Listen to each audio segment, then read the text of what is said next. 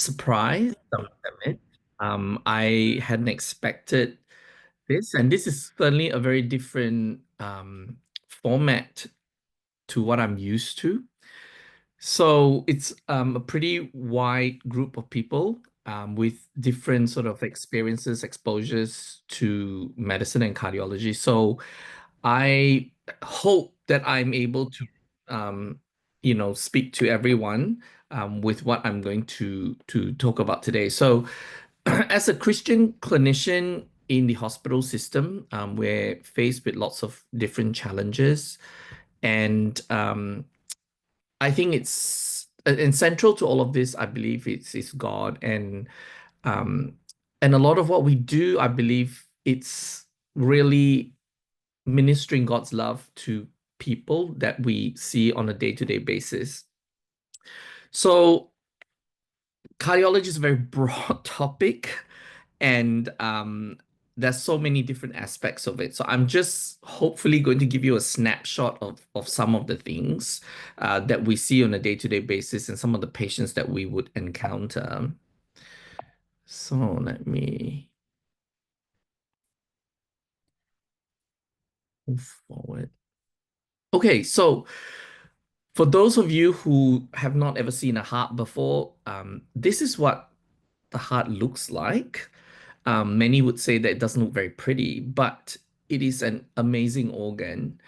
And to think that our creator actually created something like that, it's really quite amazing. And as Psalm 139, verse 13 and 14 says, "For you created my inmost being, you knit me together in my mother's womb, and I praise you because I'm fearfully and wonderfully made. And your works are wonderful, and I know that full well." And I hope you'll be able to appreciate as I go through this with you how wonderful this creation of God is. So the heart isn't very big. If you imagine your fist, that gives you a rough idea of the size of your heart. So it's not a very big organ. And if you imagine this organ actually supplies the entire body for the entire duration of your life, for however many years you live. And if you imagine the heart beats anywhere between 60 to 100 beats every minute, and if you imagine how many minutes there are in each hour, and how many hours there are in each day, and how many days there are in each year, and how many years you live, the heart is pretty amazing when you think about it. So it's a muscle essentially, and it requires oxygen and nutrients to function, and it gets it all through these coronary arteries that sit on the outside. So this whole network of blood vessels that you can see on the outside, that's actually the coronary arteries.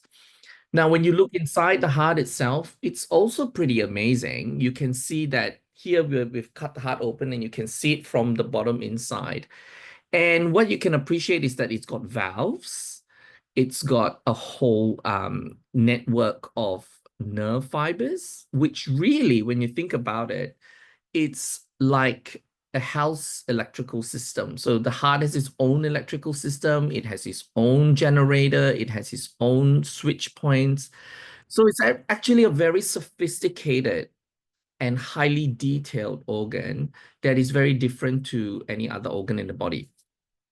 So when we talk about cardiac disease as such, you can think of the multiple different things that could go wrong. Any one of these structures in itself that, breaks apart or, gets damaged, can actually result in a pathology. So when you think about how our makers designed the heart so beautifully and how it works so wonderfully, and how everything synchronizes together so well in a normal heart, it truly is amazing. Now, the heart is obviously essential for life. It pumps blood, oxygen, nutrients all around the body. And very much like the brain is the center of the neurological system, the heart is the center of the cardiovascular system.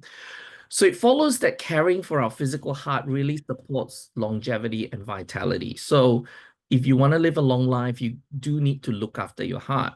And as Proverbs 4:23 says, above all else, guard your heart, for everything you do flows from it, right? So the heart's responsible for pushing blood around the body and making sure that the rest of the organs are actually working well. But when we look at it spiritually, the heart is actually central to our relationship with God.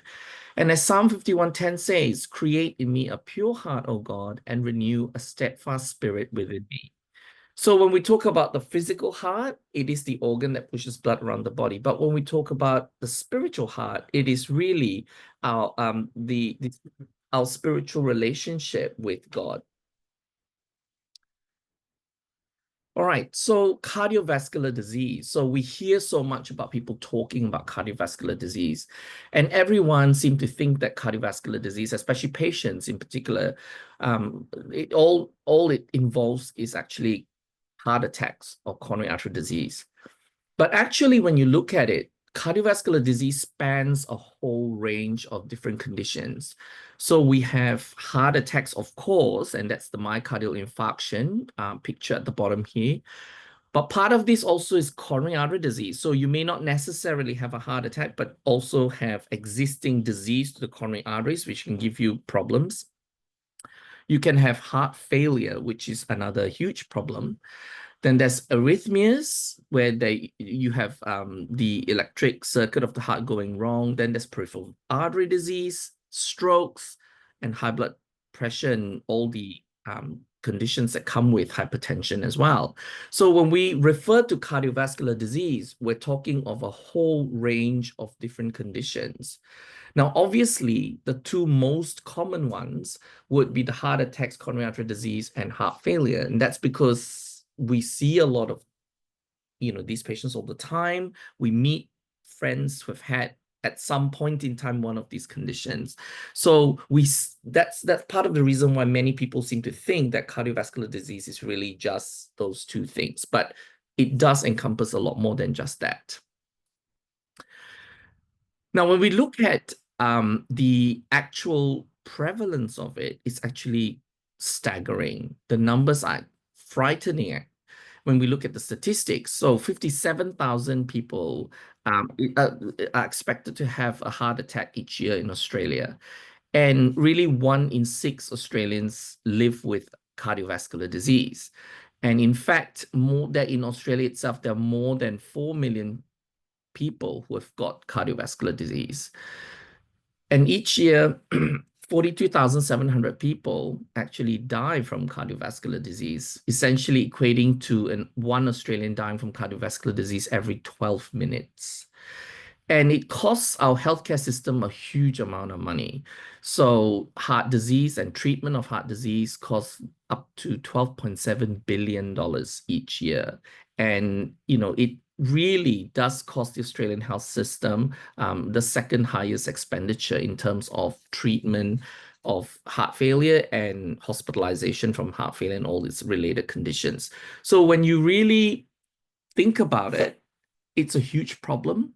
It has a huge impact and it affects many people. So a large proportion of people that you see in hospital will invariably have a cardiovascular condition. And in fact, many of the people that you meet on the street or you meet outside of hospital also have a cardiovascular condition. It's not moving. So I'm just going to very, very quickly go over two of the most common cardiovascular conditions for the benefit of those who are not in medicine. So when we talk about coronary artery disease and heart attacks, we really are referring to the coronary arteries that sit on the outside of the heart that I showed you before. So these coronary arteries are really not very big. So when you imagine these are tiny blood vessels and they have a diameter of approximately 4 millimeters, and those are the main blood vessels. And what happens in a heart attack is that these vessels actually block off. And when they block off, a portion of the heart muscle that's supplied by that blood vessel actually gets its blood supply cut off and it undergoes damage, as you can see in the top picture here. How does this actually happen? So the bottom picture here, bottom little video shows you what actually happens. There's, this cholesterol deposits within the walls of the artery itself. And that's why, we keep going on and on about cholesterol and cholesterol management. And you can see that as it continues to block the blood vessel, it reaches a point where it can rupture, and the body then tries to patch that little rupture up with clotting sort of components, and that then blocks the whole vessel off, giving you an acute occlusion of the blood vessel and a heart attack as such. Now, when you look at the top 10 causes of death in Australia, coronary artery disease is right up there. It's in fact one of the top causes of death. And that's an average heart attack, in 23 Australians each day. And more than 100,000 Australians who have actually suffered a heart attack are actually young. They can be actually below 65 years old, right? And about 430,000 Australians have had a heart attack at some point during their lifetime. And most of you would have known of somebody who's had a heart attack. And in fact, 1 in 3 Australians know someone who actually has suffered a heart attack. So it has a huge impact on patients. So the big issue is that a lot of people who are at risk of suffering a heart attack are warned usually that they are at risk of having a heart attack. But a lot of the time we find that people that are warned or even sort of cautioned about needing to change their lifestyle would still continue to engage in a lot of their risk behavior, even though they've been warned. So what are some of the risk factors? These are important to understand because it gives us a snapshot about the kind of patients that we see all the time. So here is a graph that gives you age plotted against the number of events of a heart attack in 100,000 population, with the blue being men and the green being women. So what you can immediately appreciate is that men have higher risk of heart attacks than women. So men are at a greater risk than women. And this is thought to be because of the protective effects of estrogen. But as women go into the menopausal ages, they lose that protective benefit. The second thing is that we can see that age plays a factor in all of this as well. And as you can look, as you age over time, your risk of getting a heart attack goes up. And that's why you kind of don't see very many young people getting heart attacks. You see a lot more older folk getting heart attacks. Now, what are other risk factors? So the other things that we are familiar with will be things like diabetes, high blood pressure, being overweight, smoking, high cholesterol, and a family history. So how do we diagnose a heart attack? Well, really, it's from the signs and the symptoms. So the kind of symptoms that most patients will talk about would be things like shortness of breath, a lot of pain, and the pain can vary from being very intense, like you see in the picture here, to sometimes being quite mild. There can be sweating, there can be nausea, vomiting, dizziness. And when we look at someone, we look at not just their symptomology, but we look at how many of the risk factors that they have. And if you were to present to hospital, you will get a whole battery of tests. Usually an ECG, there will be blood taken for what we call troponin measurements to check. And troponin is an enzyme that gets released by the heart when it undergoes stress or damage. And then, of course, if you're not in a hospital setting and you see a cardiologist outside, there will be potentially tests that will be arranged for you depending on your risk. So we do risk stratify people and decide what to do for them in terms of their risk profile. Now, from a patient's perspective, it can be a very scary time when they present to emergency with any sort of symptoms of that would suggest a heart attack. Many of them will describe this as a wake-up call. A lot of them will say that, I would want to change what I do. And particularly with patients who've had a heart attack, you will see that a lot of time they are quite visibly shaken, and they will say, oh, I really do want to change my lifestyle. But the problem is that being human, all of us the initial stage is very scary, but then a lot of people then relapse back into their old habits as well. So it can be quite challenging. But patients at this stage, when they present to hospital or after heart attack, can be quite vulnerable. Now, the other thing that I do want to touch on is heart failure. And heart failure is a lot more common than what we think. And it can actually arise from a heart attack as well. And that's why it is quite common, because you see that lots of people get heart attacks. So a lot of them end up having heart failure as well. But heart failure isn't just a failure of the pump per se, but there are actually two different types of heart failure. You can have one where the pump part of your heart is really weak and you can't generate enough force to push the blood out. And there's the other side of the heart failure spectrum where the heart becomes very stiff and it cannot fill with enough blood. Now, both of these conditions can be quite debilitating. This is how prevalent it is. You know, in 2015, we had over 400,000 Australians with heart failure. And there is actually a 20% lifetime risk of getting heart failure in someone over the age of 40. Now, heart failure is a very complex condition, and it requires a lot of different aspects to managing patients with heart failure. It can cost up to $1 billion per annum in terms of its healthcare spending to our economy. And a lot of these heart failure patients end up going to hospital. And their length of stay in hospital can be anywhere from a week to 2 weeks. Now, there's now an epidemic of heart failure globally and also in Australia. So a lot of patients that you will encounter will also have heart failure. It's one of the top causes for why a patient will go to hospital over 65 years of age. And the number is actually rising. There's at the moment 26 million adults globally living with heart failure. And usually these heart failure patients have a very poor prognosis. That means their lifespan is not great. A lot of them, 50% of heart failure patients will die within 5 years of a diagnosis being made. And a lot of them also have multiple other health problems. And truly, it is a huge economic burden globally. In Australia, but that's about 24% of the population of heart failure patients are rehospitalized within 30 days. And in New South Wales, this is 24%, Victoria between 30 to 33%, and Tasmania 25%.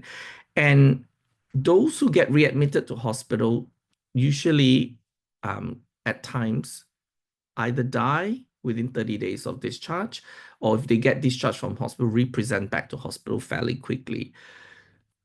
And this is kind of the trajectory of what the course of a lifespan of a heart failure patient looks like.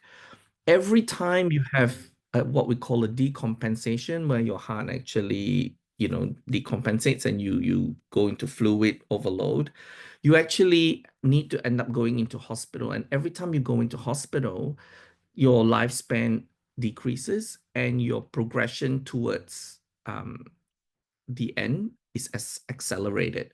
So you will see that a lot of the interventions and strategies that we do is to try and keep people out of hospital so that they don't actually end up dying. So the longer you can keep them out of hospital and the less you can allow them to decompensate, the better the outcome is going to be for the patient. Symptomology, lots of different symptoms, and these all can impact the quality of life. It can be anything from irregular heartbeats, shortness of breath, swelling in the feet, can't sleep at night, tiredness and fatigue, lightheadedness, all sorts of symptoms. And these symptoms are sometimes very difficult to manage as well. So really, when you look at it, cardiovascular disease is a chronic disease. And for those suffering with chronic disease, it can really take a toll on their mental health.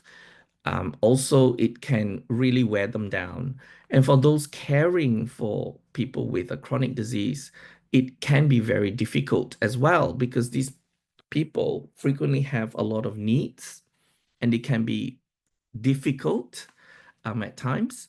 And so it is extremely important that we really tap into God's resource in terms of finding the strength to go through a condition like that if you do have it, but at the same time to have the patience and the grace and the love to be able to care for someone going through a chronic illness.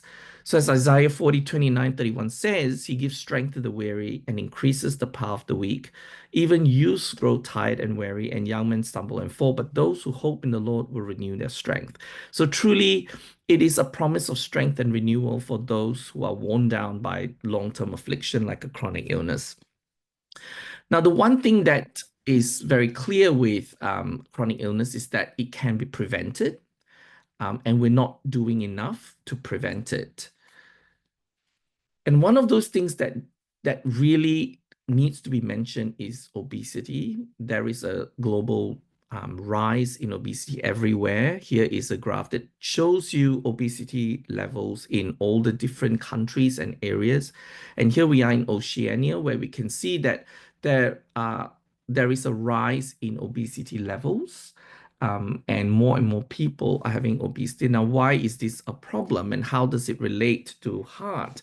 Well, we're now seeing a huge explosion of patients who have obesity, but also a number of other what we call cardiometabolic diseases, heart disease being one of them. And you can see that a lot of people who are obese also have diabetes, kidney disease, liver disease, strokes, and all of these have quite a high mortality rate. It results in quite a lot of fatalities. And there's been also significant increases in the numbers of patients getting these conditions that we can see and that we know of now. And together with obesity, you will get a lot of other sort of health conditions like hypertension and diabetes, which will then in turn increase your risk of coronary artery disease. Now, why is this important to know? Is because when you're dealing with someone with chronic illness, not just one, but many, it again poses specific challenges because we really need to have the grace and the love to be able to understand their perspective and to actually meet them at the level where they are. So that brings me to the point of how important it is to be a good steward of the body that God has given us. So our bodies are temples of the Holy Spirit, and therefore it is very important for us to care for our physical health because it's a form of worship to God and stewardship of what He has given us. And as 1 Corinthians 6:19-20 says, you do not know that your bodies, do you not know that your bodies are temples of the Holy Spirit, who is in you, whom you have received from God? You are not your own. You were bought at a price, a very high price that Jesus paid. Therefore, honor God with your bodies. So that doesn't only apply to the patients that we look after, but also to ourselves. Right, because we may be very focused about looking after patients, and these may be the kind of messages that we also give to the patient, but or to people that we care for. But we must also remember that for us, we ourselves have a responsibility to make sure that we are looking after our bodies and our health. And part of it will be making sure you eat a balanced diet, making sure that we incorporate some regular exercise, making sure that we manage stress. And if you smoke, obviously don't smoke. I don't believe many of us smoke, but some people still do. And to make sure that some of the risk factors like cholesterol levels, we monitor and check on a regular basis. So tips, make sure that if you're going to go for a healthy diet, look for wholesome foods, try not to go for processed foods, and try to not eat takeaway as much or fast foods, making sure that we incorporate some degree of exercise into our day-to-day basis. Now, these are advice that we can give to our cardiovascular patients, and on patients in general, but also applies to us because we can't forget that we ourselves have to practice some of these things too. Try to incorporate at least 30 minutes of regular exercise a day, 5 days a week. Making sure we make efforts to cut the fat out of our food, make sure we look at labels when we buy food to make sure that the kind of food that we're putting into our body is actually wholesome. So a lot of processed foods have trans fats in them that are not really good for the cardiovascular system, making sure we have adequate sleep and reducing stress. Now, there are, of course, prevention strategies that have been shown to really work in terms of our cardiovascular system, and vaccination is one of them. So there's a lot of data now to tell us that vaccination against things like flu, shingles, pneumonia actually have benefits for our heart, in the sense that it can reduce the risk of getting a heart attack. It can also reduce the risk of an exacerbation of heart failure if a particular person has heart failure. So, it is good, because these are blessings that we have been given by God in a way to through healthcare, that we can minimize the impact that we can have on our cardiovascular system. Next, I'm going to just shift onto the biblical understanding of the heart. So in scripture, when we refer to the heart, we really are talking about the innermost being, the thoughts, the emotions, our will.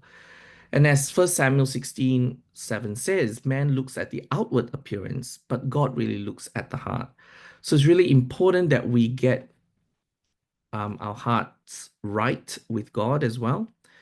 And through that, we can then be a reflection of his love and his grace. And through our connection and relationship with God, we then are able to discern right from wrong. And by immersing ourselves in the word and making sure that um, we are sort of regularly reading his word and really sort of delving into it, we really can get a lot of discernment and clarity in terms of dealing with people and even dealing with patients. So as Hebrews 4:12 says, for the word of God is alive and active, and it's sharper than any double-edged sword. It penetrates even to dividing soul and spirit, joints and marrow. It judges the thoughts and attitudes of the heart. So many a time when I'm faced with a difficult patient or a challenging problem, I would say a quick prayer to God and ask, Jesus, give me the understanding, the compassion, the love to be able to understand where this person is coming from, and to then be able to help meet that need the patient has, and give me the insights into the problems, because I may not be able to see what it is that's going wrong with the patient, or it's not evident, but please give me the guidance and discernment to know what tests to do, what sort of avenue investigation to pursue. So, living that on a day-to-day basis, I found that God has always been faithful, and he's always opened my eyes to certain things that I may not even have considered, and many people may not have considered, because I'm frequently asked to give a second or a third opinion. And it's during these times when you see a patient like that you then, they're difficult, obviously. And when you ask for God's grace and God's help in trying to diagnose the problem, or in trying to decide what to do to help the patient, God really puts insights which I would never have thought of. So truly, we do need to, we use science, of course, but we do also need to rely on God's guidance when we look at treating people. There are obviously spiritual practices that will lead to a healthy heart from a spiritual point of view. Prayer and meditation are certainly very, very important. It can lower stress, and it definitely promotes emotional well-being. For us who work in the health industry, it's very exhausting. It can be very confronting. It can be very mentally challenging, right? Because there are all these different pressures that are pulling all the time, where time poor, we're trying to cram in multiple different things at the same time. We're trying to multitask all the time. We're trying to do things well, but at the same time, not make any mistakes. So you really need to be grounded and you really need to have a strong sort of foundation because it can be very easy to get swept away by a lot of these pressures that are in the workplace. Um, Forgiveness is very important, gratitude also, and peace, because if you were to go into a hospital situation, you will see that it's very chaotic. And for me, my day is usually a very chaotic sort of a process. I get multiple phone calls as I'm doing multiple different things. So it can be very, very exhausting and sometimes very unrewarding because you have done your best for a particular person and they're not really grateful. And that makes you think, why would I want to do this? Or why am I doing this job? But again, going back to the gratitude that God has given me this opportunity to be able to be in this position that I can minister to people and help people, that really brings me back down to the core of why we're doing what we're doing. And it also reminds me of God's love for me. And therefore, it's a way that I can also share that to the people around me and the people that I'm treating. Community and love is also very, very important because we can't survive by ourselves. We really do need the prayers and the support of the people around us. And for me, that is it's made such a huge difference to me because a lot of the times you feel like you might be the only person out there fighting this battle. And it's really good to know that you have got all these other people that are behind you, that are supporting you, that are praying for you. And that frequently, you know, just reminds you again of how God can show his love to you through that and through the ministry of the people around you to you. And I just am reminded by the verse in Philippians 4:7 that says, "The peace of God, which transcends all understanding, will guard your hearts and your minds in Jesus Christ." So we do need to align both the physical and spiritual health together. And as you can see in this wheel here, there are so many different things that feed into it. But above all, it has to be Christ-centered. And to be Christ-centered, we need to build a relationship with him and spend time with him. And daily quiet time is important. So I always try to start the day, even if it's 15 minutes, half an hour, just thanking God for his goodness, committing the day ahead into his hands, and asking him to guide me and show me what he wants me to do. Of course, we need to make an effort to eat healthy and exercise, which is not always easy for us who are busy because we're always on the run. We try to tend to eat, like on the fly, so we eat unhealthy stuff. But it's making a conscious effort as well to make right choices, just as much as we advise our patients to do so. We kind of have to try and do it too. Managing stress is very important. All of us are under a lot of stress in various ways and forms, but we do need to find some way to manage the stress. And that can be anything from debriefing with a brother or sister in Christ, or,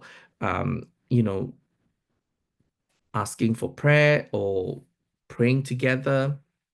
And above all, I think serving people, serving others. And we do need to try and do it with love as well. So at this point, I'm just going to um, put up a few reflection points and maybe a call of action. Um, how are you caring for your heart, physically and spiritually? Just a little bit of a reflection. I'm sure all of us can find ways that we can actually change the way we care for our heart physically and spiritually. what kind of small steps can you actually take today? Simple little things that you can make that will go towards caring for your heart physically, but at the same time, spiritually too. And as Psalm 73:26 says, my flesh and my heart may actually fail, but God is the strength of my heart and my portion forever. So, if we have a strong foundation in God, then a lot of our physical um, body will fall in place, and we will follow the principles to look after it if we are truly aligned with God too. So a few online resources for people who might be interested in it. There is My Heart, My Life, which is a free online program for people who may have had heart attacks or cardiovascular disease. It provides a lot of support and education. There's also Beyond Blue, which offers information and support for mental health, which can be important when we're dealing with chronic conditions like heart disease. And then there's, of course, the Heart Foundation, which you can look online, which has a whole heap of things on healthy living and education about heart stuff.